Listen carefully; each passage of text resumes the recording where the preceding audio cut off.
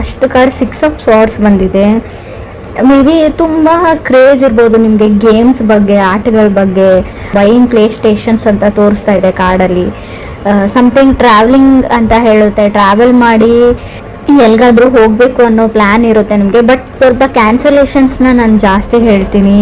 Thinking of possibilities ಅಂತ ಹೇಳುತ್ತೆ. Relocate ಆಗಲ್ಲ, ನೀವು ಥಿಂಕ್ ಮಾಡ್ತೀರಾ ನಾನು ರೀಲೊಕೇಟ್ ಆಗಲ್ಲ, ಶಿಫ್ಟ್ ಆಗಲ್ಲ, ಮನೆ ಚೇಂಜ್ ಮಾಡಲ್ಲ, ಮೂವ್ ಆಗಲ್ಲ, ಬೇಡವಾ, ಮೇ ಬಿ ಫಾರಿನ್ ಲ್ಯಾಂಡ್ ಅಥವಾ ಬೇರೆ ಸ್ಟೇಟ್ಗೆ, ಊರಿಂದ ಊರಿಗೆ ಅಂತ ಹೇಳ್ತಾ ಸ್ವಲ್ಪ ಟೈಮ್ ತಗೊಳುತ್ತೆ. ಮನೆಯವರಿಂದ ನಿಮ್ಮನ್ನು ದೂರ ಮಾಡುತ್ತೆ, ಫ್ಯಾಮಿಲಿಯಿಂದ ಅಂತ ಹೇಳುತ್ತೆ. ಸೊ ಮೇಜರ್ ಇಂಡಿಕೇಶನ್ ಏನಂದರೆ ನೀವು ಯಾವ ಪ್ಲೇಸಲ್ಲಿ ಇದ್ದೀರಾ, ತುಂಬ ಜನ ಆ ಪ್ಲೇಸಲ್ಲಿ ಇರಲ್ಲ. ಸೊ ಲವ್ ಲೈಫ್ ರೀಡಿಂಗ್ ಇದೆ, ಬಟ್ 6 ಆಫ್ ಸಾರ್ಡ್ಸ್ ಇರೋದ್ರಿಂದ ಪ್ಲೇಸ್ ಚೇಂಜ್ ಆಗುತ್ತೆ ಅಂತ ಹೇಳ್ಬೋದು. ಸೊ ಏನೋ ರೀಇನ್ವೆಂಟ್ ಥರ ಆಗುತ್ತೆ. ನಿಮ್ಮ ಪಾರ್ಟ್ನರಿಂದ ನೀವು ದೂರ ಆಗ್ಬೋದು ಅಥವಾ ಅವ್ರ ಹತ್ರನೂ ಆಗ್ಬೋದು ಕೆಲವರಿಗೆ. ಚೇಂಜಿಂಗ್ ಆಫ್ ಪ್ಲೇಸ್ ಹೇಳುತ್ತೆ. 6 ಆಫ್ ಸಾರ್ಡ್ಸ್ ಅಂದರೆ ಏನೋ ಒಂದು ನಿಮಗೆ ಪಾರ್ಟ್ನರ್ ಮೇಲೆ ಒಂಥರ ಕಿರಿಕಿರಿ ಮಾಡ್ತಾರೆ, ಪದೇ ಪದೇ ಕಾಲ್ ಮಾಡಿ, ಪದೇ ಪದೇ ಮೆಸೇಜ್ ಮಾಡಿ, ಅದರ್ ಪರ್ಸನ್ ಅಂತ ಅನ್ನಿಸ್ಬೋದು.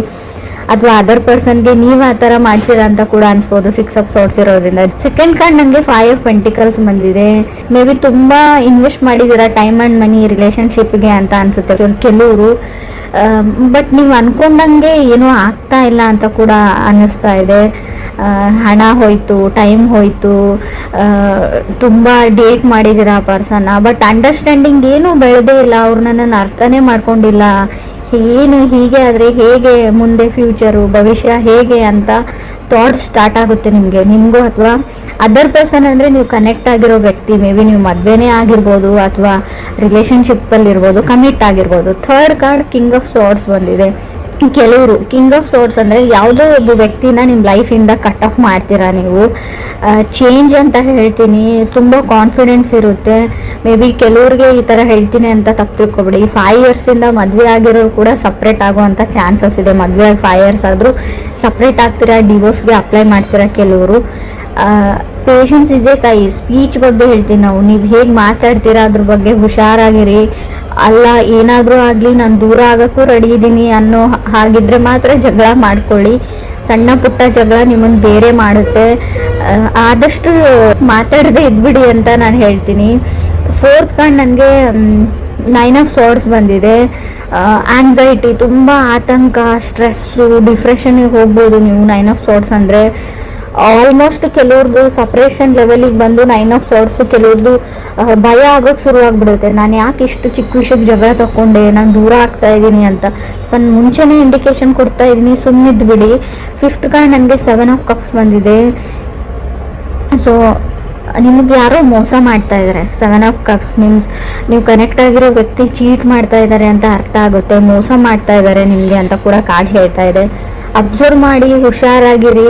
ಅವ್ರು ಬಣ್ಣದ ಮಾತಿಗೆ ಮಳ್ಳಾಗಬೇಡಿ ಅಂತ ಹೇಳ್ತೀನಿ. ಈ ರಿಲೇಷನ್ಶಿಪ್ಗೆ ನಿಮಗೆ ರಿಲೇಟಿವ್ಸ್ ಕಡೆಯಿಂದನೂ ಬರ್ಬೋದು, ಮದುವೆ ಫಿಕ್ಸ್ ಆಗೋ ಲೆವೆಲಿಗೆ ಇರ್ಬೋದು, ಆಲ್ರೆಡಿ ಎಂಗೇಜ್ಮೆಂಟ್ ಆಗಿರ್ಬೋದು. ಬಟ್ ಅವ್ರು ಹೇಳಿರೋದೆಲ್ಲ ಸುಳ್ಳು ಕಾರ್ಡ್ ಹೇಳ್ತಾ ಇದೆ. ಎಲ್ರಿಗೂ ಅನ್ವಯಿಸುತ್ತೋ ಇಲ್ವೋ ಗೊತ್ತಿಲ್ಲ, ಬಟ್ ಕೆಲವರಿಗೆ ಖಂಡಿತವಾಗ್ಲೂ. 6th ಕಾರ್ಡ್ ನನಗೆ ಪೇಜ್ ಆಫ್ ಸಾರ್ಡ್ಸ್ ಬಂದಿದೆ. 7th ಕಾರ್ಡ್ 7 ಆಫ್ ಪೆಂಟಿಕಲ್ಸ್ ಬಂದಿದೆ.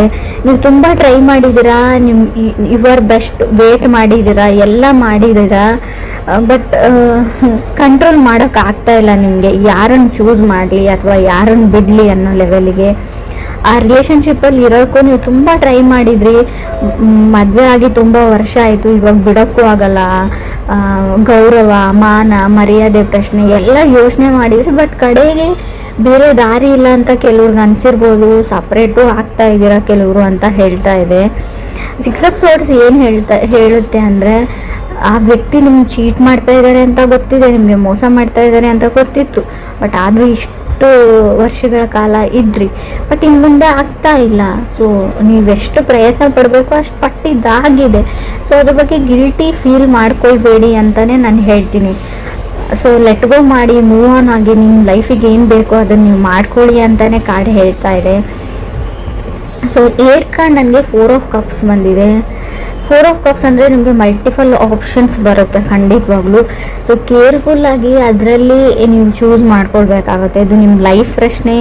ಸೊ ಮದುವೆಗೆ ರೆಡಿ ಮಾಡ್ಕೊಳ್ತಾ ಇದ್ದೀರಾ ಅಂತಲೂ ಗೊತ್ತು, ಸೆಟ್ಲ್ ಆಗಬೇಕು ಅಂತ ಡಿಸೈಡ್ ಮಾಡಿದ್ದೀರ ಅವರು. ಯಾಕಂದರೆ ನನ್ನ ಅಕ್ಕಪಕ್ಕ ನನಗಿಂತಲೂ ಚಿಕ್ಕವರಿಗೆಲ್ಲ ಮದುವೆ ಆಗ್ತಾ ಇದೆ ಅಂತ ಫ್ರೆಶರ್ ಥರ ನಿಮಗೆ ಫೀಲ್ ಇರ್ಬೋದು. ಸೊ ಅದಕ್ಕೋಸ್ಕರ ನೀವು ಈ ಡಿಸಿಷನ್ನು ತಗೊಂಡಿರ್ಬೋದು, ಬಟ್ ಮನೆಯವ್ರನ್ನೇ ನಂಬಿ ಹೋಗ್ತೀನಿ ಅನ್ನೋದು ಕೂಡ ತಪ್ಪು, ಅಥವಾ ನೀವು ನನ್ನ ನಂಬಿಕೆ ಮೇಲೆ ಹೋಗ್ತೀನಿ ಅನ್ನೋದು ಕೂಡ ತಪ್ಪು.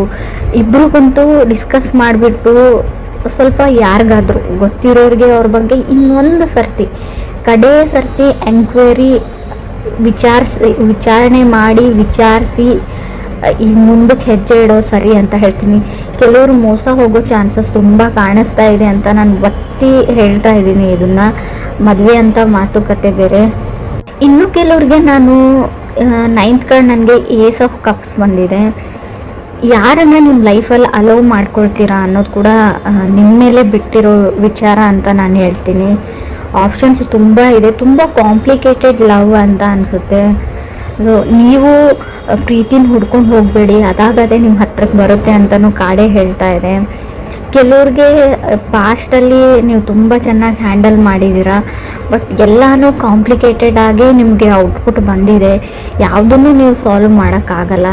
ಕೆಲವ್ರಿಗೆ ನಾನು ಏಸ್ ಆಫ್ ಕಪ್ಸ್ ಇರೋದ್ರಿಂದ ನೀವು ಸಿಂಗಲ್ ಆಗಿರೋರು ಖಂಡಿತವಾಗ್ಲೂ ನೋ ಮೋರ್ ಸಿಂಗಲ್ ಅಂತ ತೋರಿಸ್ತಾ ಇದೆ. ಖಂಡಿತವಾಗ್ಲೂ ನೀವು ಕಪಲ್ಸ್ ಆಗ್ತೀರಾ, ಪೇರ್ ಆಗ್ತೀರಾ, ಮದುವೆಗೆ ವೇಟ್ ಮಾಡ್ತಾ ಇದ್ದರೆ ಖಂಡಿತವಾಗ್ಲೂ ನಿಮ್ಮ ಮದುವೆ ಫಿಕ್ಸ್ ಆಗೋ ಎಲ್ಲ ಪಾಸಿಬಿಲಿಟೀಸು ಕಾರ್ಡಲ್ಲಿ ತೋರಿಸ್ತಾ ಇದೆ.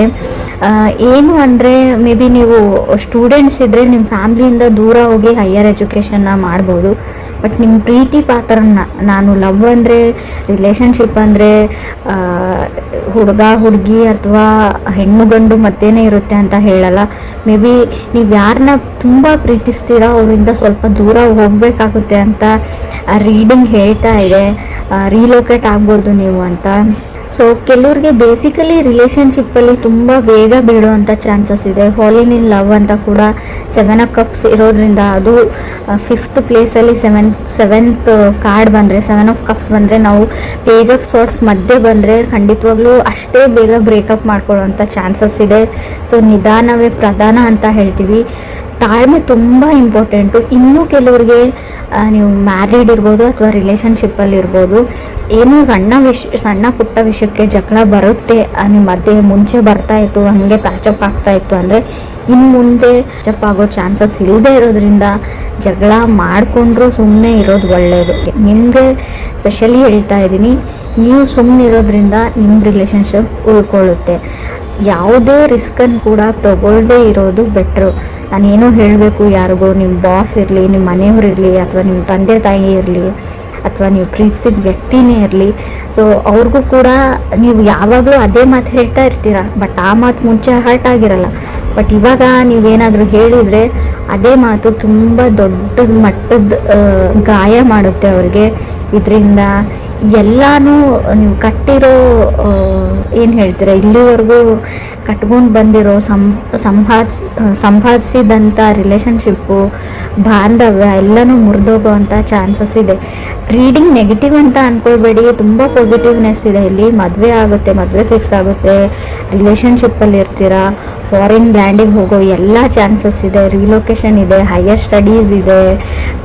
ಕೆಲವ್ರಿಗೆ ನೀವು ಪ್ರೀತಿಸಿದ ವ್ಯಕ್ತಿನೂ ನಿಮ್ಗೆ ಸಿಗ್ತಾರೆ, ಬಟ್ ನಿಮ್ಮ ಮಾತಿನ ಬಗ್ಗೆ ಅಷ್ಟೇ ನೀವು ಗಮನ ಇರಬೇಕು. ಜಗಳ ಮಾಡ್ಕೊಳ್ಬಾರ್ದು ಅಷ್ಟೇ. ಕೆಲವ್ರು ಖಂಡಿತ ಜಗಳ ಆಗುತ್ತೆ, ಅವಾಗ ನಿಮ್ಗೆ ಆತಂಕ ಆಗುತ್ತೆ, ಸ್ಟ್ರೆಸ್ ಆಗುತ್ತೆ, ಬಟ್ ಅದು ಕಾನ್ಸಿಕ್ವೆನ್ಸಸ್ ಅಂತ ಹೇಳ್ತೀವಿ. ಮಾಡ್ಕೊಂಡಿರೋ ತಪ್ಪಿಗೆ ಅದನ್ನೆಲ್ಲ ನಾವು ಅನುಭವಿಸ್ಬೇಕು. ಏನೇ ಬರಲಿ ಅದನ್ನು ಹೆದರಿಸ್ತೀನಿ ಅನ್ನೋ ಕಾನ್ಫಿಡೆನ್ಸ್ ಇರಲಿ. ಎಲ್ಲೂ ಕುಸ್ತೋಗ್ಬೇಡಿ ಅಂತ ನಾನು ಹೇಳ್ತೀನಿ. ಆಗೋಗಿದೆ. ಸೊ ಅದನ್ನು ಆದಷ್ಟು ಸರಿ ಮಾಡೋಕ್ಕಾಗ್ತಾ ಇದೆ ಸರಿ ಮಾಡ್ಕೊಳ್ಳಿ. ಇಲ್ಲ ನಮಗಿಷ್ಟ ಇಲ್ಲ ಸರಿ ಮಾಡ್ಕೊಳ್ಳೋದಂದರೆ ಬಿಟ್ಬಿಡಿ. ಹಳೆದ್ರ ಬಗ್ಗೆ ಯೋಚನೆ ಮಾಡಬೇಡಿ, ಫ್ಯೂಚರ್ ಬಗ್ಗೆ ಥಿಂಕ್ ಮಾಡಿ, ಲೆಟ್ ಗೋ ಮಾಡಿ, ಮುಂದೆ ಹೋಗಿ ಅಂತ ಬೇಸಿಕಲಿ ಕಾರ್ಡ್ಸ್ ಹೇಳ್ತಾ ಇದೆ. ಸಿಂಗಲ್ಸ್ ಇರೋರ್ಗೂ ಅಷ್ಟೇ, ಖಂಡಿತವಾಗ್ಲೂ ನಿಮ್ಮ ಲೈಫಲ್ಲಿ ಹೊಸ ವ್ಯಕ್ತಿ ಬರೋ ಚಾನ್ಸಸ್ ಪೇಜ್ ಆಫ್ ಸಾರ್ಟ್ಸ್ ಇರೋದ್ರಿಂದ ಕ್ಲಿಯರ್ಲಿ ಗೊತ್ತಾಗ್ತಾ ಇದೆ. ಸೊ ಕೆಲವ್ರು ನಿಮಗೆ ಮೋಸ ಮಾಡ್ಬೋದು. ಸೊ ಅದರಿಂದ ಕೂಡ ಹುಷಾರಾಗಿರಿ ಅಂತ ಹೇಳ್ತೀನಿ.